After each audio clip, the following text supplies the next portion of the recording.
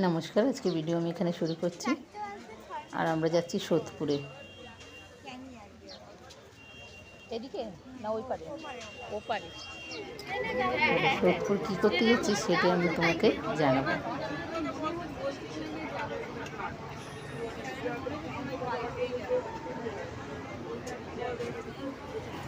সোদপুর আমরা বন্ধুর বাড়ি যাচ্ছি ঘুরতে।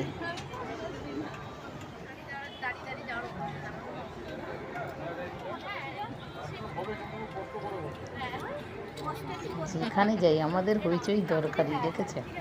সব কটা মিলে হয়ে গেল।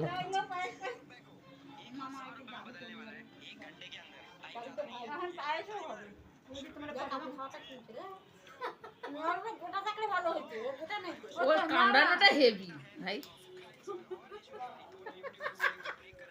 এসব কোনো ইয়ে নেই, খালি খেয়ে যাচ্ছে।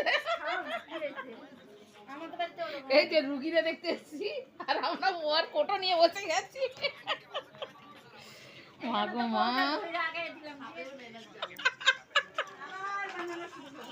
ওরে আমরা খাবো।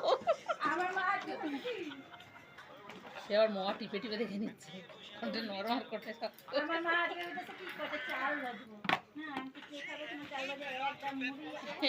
শুধু খেয়েছে না, এই যে ছড়িয়েছে ভারতী।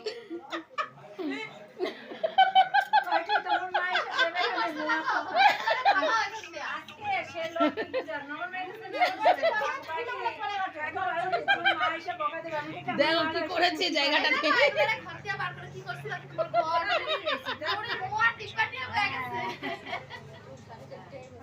না অত তাড়াতাড়ি সত্যিকার মুশকিল।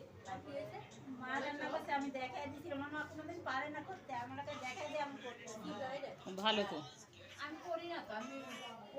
ওই একটার পরে একটা খাইয়ে যাচ্ছে, ও রাত্রে আর বাড়িতে ভাত খাবো না। এই দেখুন আমরা এসেছি সোদপুরে ওই যে ভাই বোনের ঘুগনির দোকানে।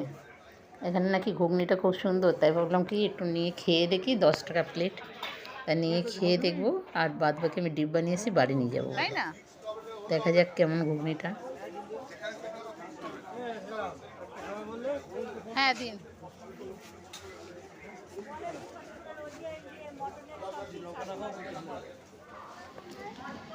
ঘুগনিটা তো মেয়ে খেয়ে দেখলো, কিন্তু ঘুগনিটা খুব একটা ভালো হয়নি, তাই নিতে পারিনি। ট্রেনের কি ভিড়, উফ ভগবান, এত ভিড় ট্রেনে আমি কোনো দিনও উঠি নাই। চুল টেনে ছিঁড়ে নিচ্ছে। আর এই দেখো ঘুগনি 20 টাকা নিয়ে এসেছি, কেননা ঘুগনিটা এত বাজে ঘুগনি, মানে হয়তো আমাদের ভাগ্যেই পড়েছে ঘুগনিটা বাজে। সবাই বলে এত ভালো ভালো, আর ও মোয়া দিয়ে দিয়েছিল। যেহেতু মোয়া আমি খুব ভালোবাসি তার জন্য মোয়া দিয়ে দিয়েছিল।